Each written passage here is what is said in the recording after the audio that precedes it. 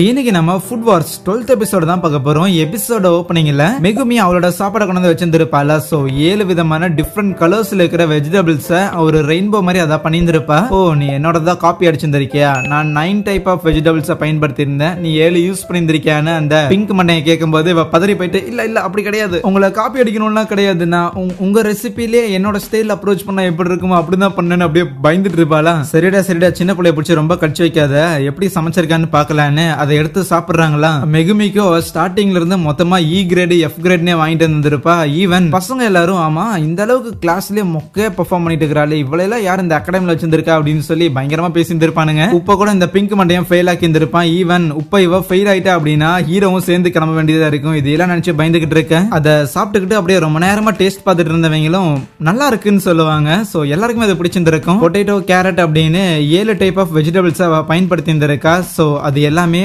ஒவ்வொன்றுத்துக்கும் ஒவ்வொரு தனித்துவமான டேஸ்ட் ஆப்வியஸ்லி இருக்கதான் செய்யும். சோ கொடுத்த டைமுக்குள்ள இது எல்லாத்தையுமே ப்ராப்பரா பண்ணியிருந்திருக்க அப்படிங்கறதே ஆச்சரியமான விஷயம் தான். கூடவே 2 டைப் ஆஃப் சாஸ் மேக் பண்ணியிருந்திருப்பா. ஒன்னு சாத்துக்குடியை வச்சும் இன்னொன்னு வந்து இந்த கீரை வகைகள் எல்லாம் வச்சும். இது எல்லாத்தையும் கம்பைன் பண்ணணும்னு நினைச்சதே ஒரு இன்ட்ரெஸ்டிங்கான ஐடியா தான். ரெகுலரா இல்லாம ரொம்ப ரெஃப்ரெஷிங்கா ரொம்ப புதுசா இருக்கிற மாதிரியான ஒரு டிஷ்ஷா இது இருக்குது. அந்த சாத்துக்குடி சாஸோட சேர்ந்து மத்த வெஜிடபிள்ஸ் சாப்பிடும் போது அது ஒரு விதமான ஸ்வீட்னஸ் கொடுக்க 2 type of sauce plus 7 type of vegetable அப்படின்னா 14 different type of flavours. Even கண்ணுக்கு குளிர்ச்சியா சாப்பாடு கூட பாக்குறதுக்கும் அழகா தான் இருக்குதுன்னு சொல்ல. அப்ப அந்த மொட்டை ஆமா ஏன் அதுல நீ காஞ்சி போன தக்காளியை பயன்படுத்தினு கேட்கும் போது ஆமா எங்க ஊர்ல எல்லாம் வந்து இந்த மாதிரி வெஜிடபிள்ஸ் எல்லாத்தையுமே நாங்க சம்மர் டைம்ல அறுவடை பண்ணி அதை கொண்டு போய் நாங்க காய வச்சிருவோம். சோ அதுக்கப்புறம் விண்டர் டைம்ல அதை நாங்க பயன்படுத்துறதுக்காக இதை எப்படி ப்ராப்பரா பண்றாங்க அப்படிங்கிற விஷயத்த நம்ம மெகுமி அவங்க அம்மா கிட்ட இருந்து தான் கத்துக்கிட்டு இருந்திருப்பா. இதை சொல்லும் போது அந்த மொட்டைக்கு கொஞ்சம் இம்ப்ரெசிவா தான் இருக்குது. ஓகே அப்படின்னா அதை நீங்க ட்ரை பண்றீங்க போதே லைக் அதுல சில கெமிக்கல் ஃபார்முலா இருக்கும் போல அதோட ஸ்வீட்னஸ் எல்லாமே வந்து ஸ்டோர் ஆயிருக்கும். அதுக்கப்புறம் நீங்க திருப்பி ரீயூஸ் பண்ணும்போது அப்படின்னு. கூடவே அந்த பிங்க் மண்டையனோட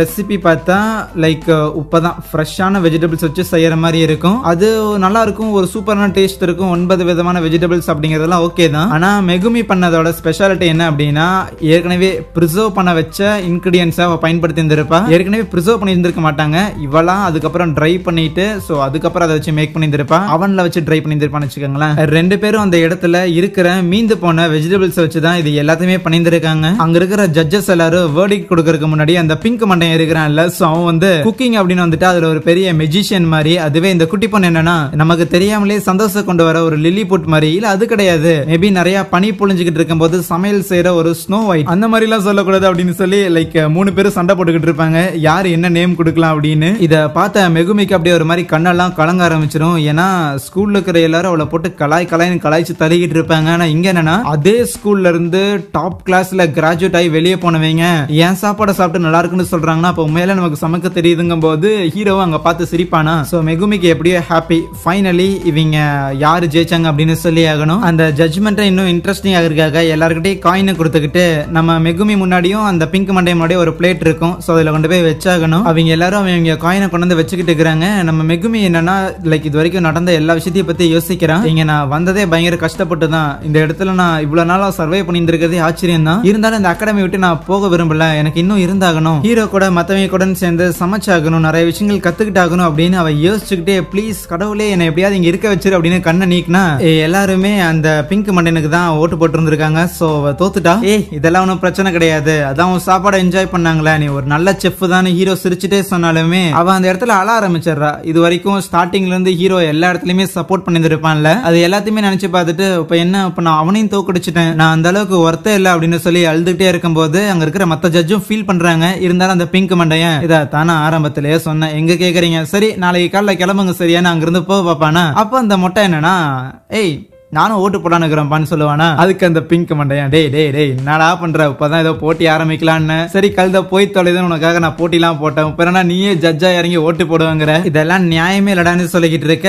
அப்படியே அந்த மொட்டை காயினை சுண்டி விட்டுட்டு இன்னுமா உனக்கு புரியல, நீ எங்க போறதுன்னே தெரியாம ஒரு டெட் எண்டுக்கு வந்துட்டேடான்னு சொல்ல. அப்படியே கட் பண்ணி ஒரு 10 வருஷத்துக்கு முன்னாடி அந்த ஃபீமேல் இன்ஸ்ட்ரக்டர் இருந்தாங்கல்ல சோ அவங்க அழுதுகிட்டு இருக்கும் போது மத்தவங்க எல்லாரும் ஒன்னா கூடி நிப்பாங்களா. என்னன்னா எல்லாரும் கிராஜுவேட் ஆயிருந்திருப்பாங்க. இந்த பிங்க் மண்டையன் தான் ஸ்ட்ரைட் அவே பிரான்ஸுக்கு போறதா இருக்கும். இருக்கும். சோ அதுக்காக கூட இருக்கிற எல்லாருமே வருத்தப்படுவாங்க. இருந்தாலும் அவன் நான் பிரான்ஸுக்கு போகணும், அந்த இடத்துல ஒரு முக்கியமான ஒரு காம்படிஷன் இருக்கு, அந்த ஒரு டைட்டில் நான் வின் பண்ணி ஆகணும்னு சொல்லுவான். சோ மேபி அந்த டைட்டில் அவன் வின் பண்ணான் அப்படின்னா அவன் தான் first Japanese guy to win the title.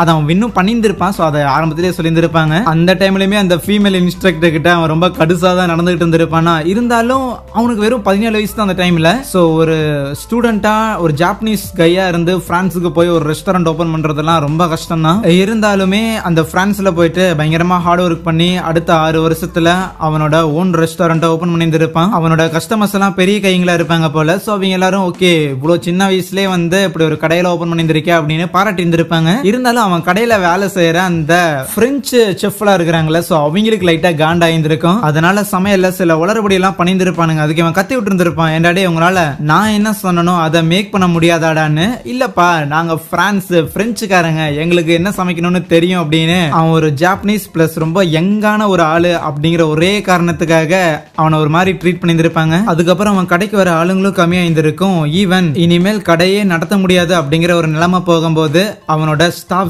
பழைய ஸ்டாஃப்ஸ் எல்லாத்தையும் அச்சு துரத்தி விட்டுட்டு இனிமேல் இந்த ரெஸ்டாரண்ட் நடத்துறதுக்கு நான் என்ன மட்டும் தான் நம்பி ஆகணும். ஈவன் என் கடையில வேலை செய்யற ஸ்டாஃப் முத கொண்டு எனக்கு எதிரி தான் அப்படின்னு அவங்க ஸ்டாஃப்ஸ் எல்லாத்தையும் போட்டு புஷ் பண்ண ஆரம்பிச்சிருந்திருப்பான். புதுசா இருக்கிற எல்லாரையும் அது ரிசல்ட்டுமே கொடுத்திருந்திருக்கும். அதுக்கப்புறம் ரெஸ்டாரண்ட்டுக்கு வர எல்லாருக்குமே அந்த சாப்பாடும் பிடிச்சிருந்திருக்கேன். ஃபைனலி அவன் விருப்பப்பட்ட மாதிரியே அந்த பிரான்ஸ்ல இருக்கிற அந்த முக்கியமான ஒரு காம்படிஷன்ல அந்த ஒரு டைட்டிலேயே முதல் ஜாப்பனீஸா அவன் ஜெயிச்சிருந்திருப்பானா. ஆனா இங்க தான் அந்த மொட்டை சொல்லியிருந்திருப்பான். சோ இதுக்கப்புறம் உனக்கு எங்க போறதுன்னு தெரியல, நீ ஏற்கனவே உன்னோட டாப்பை ரீச் பண்ணிட்டதானே. ஈவன் இந்த மெகுமிக்கு எதிர்த்து நீ இந்த மாதிரி சாதாரண ஒரு ஃபுட்டை செய்யும் போது கூட நீ உன்னோட ஸ்பெஷல் ஃபுட்டை நீ செய்யல. ஏன் தெரியுமா? அததான் நீ ரொம்ப வருஷத்துக்கு முன்னாடியே கண்டுபிடிச்சிட்ட. இவ்வளவு வருஷத்துல நீ வேற எந்த ஒரு ஸ்பெஷல் ஃபுட்டையும் கண்டுபிடிக்கல. நீ கண்டுபிடிக்கல, உன்னோட திறமை இதோட முடிஞ்சிருச்சு அப்படிங்கறத நீ ரியலைஸ் பண்ண கூடாதுன்னு சொல்லி இந்த மாதிரிலாம் பண்றேன்னு கேட்கும்போது அதுக்கு பார்த்தா அவன் குதிக்க ஆரம்பிச்சிருவான். ரொம்ப எல்லாம் பேசிட்டு இருக்காத மொட்டை, நீ இந்த படிச்ச அகாடமிலேயே வந்து ஒரு போர்ட் ஆஃப் மெம்பரா இருக்கிற ஒரு வேலை பார்த்துட்டு இருக்கிற ஒரு ஆள் தானே, நான் ரெஸ்டாரண்ட் வச்சு நடத்திட்டு இருக்கிறேன்டா, எனக்கு தெரியும்டாங்கும் போது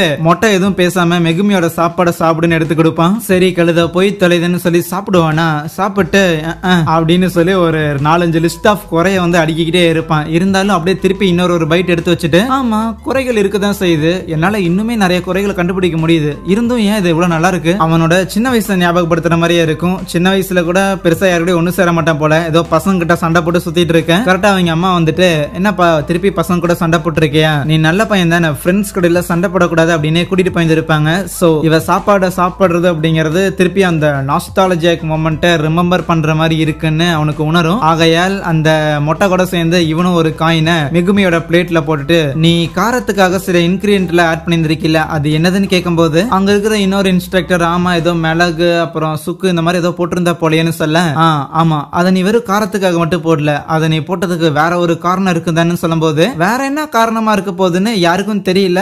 மெகுமியும் சொல்லிடுறா, நேத்துல இருந்து தானே கேம்ப் வந்து ஆரம்பிச்சிருக்குது, சோ அதனால கண்டிப்பா நேத்தே நீங்க நிறைய சாப்பாடு சாப்பிட்டு இருந்திருப்பீங்க, சோ இன்னைக்கும் சாப்பிடுறீங்க அப்படின்னா சோ ஏதாவது கொஞ்சமாவது உங்க வயிறுல போயிட்டு ஈஸியா டைஜஸ்ட் ஆகுற மாதிரியான பொருட்களை ஆட் பண்ணா அது உங்களுக்கு நல்லது இல்ல, அதனால தான் சேர்த்தேன்னு சொல்லுவாளா. இருக்கிற எல்லாரும் கண் கலங்க ஆரம்பிச்சிருவாங்க, ஜட்ஜ பத்தில அவ கேர் பண்றாளேன்னு, அது இவனை பத்தி எல்லாம். இதை கேட்ட அந்த மொட்டையுமே பார்த்தையா இவ்வளவு இம்பார்ட்டன்டான ஒரு சேலஞ்சிலையுமே அவளோட மனசுக்கு எது சரின்னு தோணுதோ அதை தான் அவ சூஸ் பண்ணிருக்கா. அதுதான் ஒரு செஃப்க்கான தகுதியும் கூட. ஈவன் நீ கூட டாப் ரீச் பண்ணிட்ட, இதுக்கு மேல நீ சாதிக்கிறதுக்கு எதுவும் இல்லைன்னு நினைச்சுக்கிட்டு இருக்கிறீல, இந்த மாதிரி சிந்திக்க ஆரம்பிச்சுன்னா உன்னால இன்னுமே பாதைகளை போட்டு நீண்டு போயிட்டே இருக்க முடியும்னு சொல்ல அப்பதான் அந்த பிங்க் மண்டனுக்கு ரியலைஸ் ஆகும், ஆமால இது வரைக்கும் நான் யாருக்கு சாப்பாடு சமைச்சு கொடுக்குறேன் அப்படிங்கிற அந்த கஸ்டமர்ஸோட முகத்தை பத்தி கூட பார்த்ததே கிடையாது. சோறு நல்லா இருக்கணும் அவ்வளவுதான், ஈவன் என்னோட ஸ்டாஃப்ஸ் பத்தி கூட நான் கவலைப்பட்டதே கிடையாது அப்படின்னு அவன் யோசிக்கும் போது கரெக்டா அந்த ஃபீமேல் இன்ஸ்ட்ரக்டரும் ஒரு காயினை கொண்டு போட்டுட்டு ஓகே அந்த 3 ஜட்ஜு இவனுக்கு ஓட்டு போட்டிருக்காங்க, நாம 3 பேர் இந்த மிகுமிக்கு ஓட்டு போட்டிருந்திருக்கோம், ஆகையால இது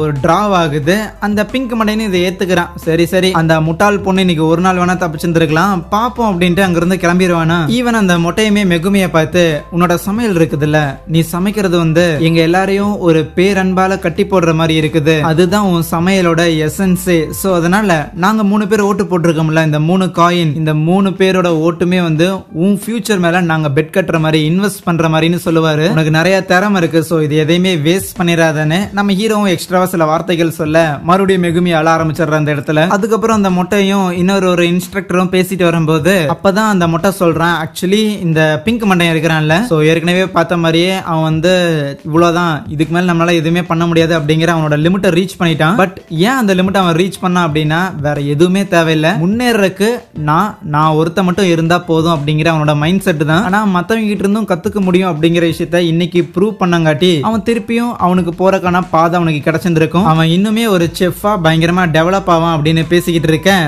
கூட இருக்கிறவனுமே ஆஹா, இன்னைக்கு நீங்க அந்த மெகுமி பொண்ணு கிடையாது, இன்னைக்கு ஆக்சுவலி நீங்க இவனை தான் காப்பாத்திருக்கீங்க, இந்த பிங்க் மண்டையனை, நீங்க பெரிய குருநாதர் தான் ஒத்துக்கிறேன் அப்படின்லாம் சொல்லுவானா. சரின்னு இவங்களும் வெளியே கிளம்பும் போது அப்போ மெகுமியோட போனுக்கு யூகி லைக் 100-200 கால் பண்ணியிருப்பா போல. ஐயோ இவங்களுக்கு என்ன அவசரமோ அப்படின்னு தெரியலன்னு ஹீரோவையும் போக முன்னாடி கூப்பிடுவா. இல்ல நீ போ நான் வரேன் அப்படின்னு சொல்லிட்டு ஹீரோ பார்த்தா அப்படியே சவுத்த குத்திக்கிட்டு இருப்பான்.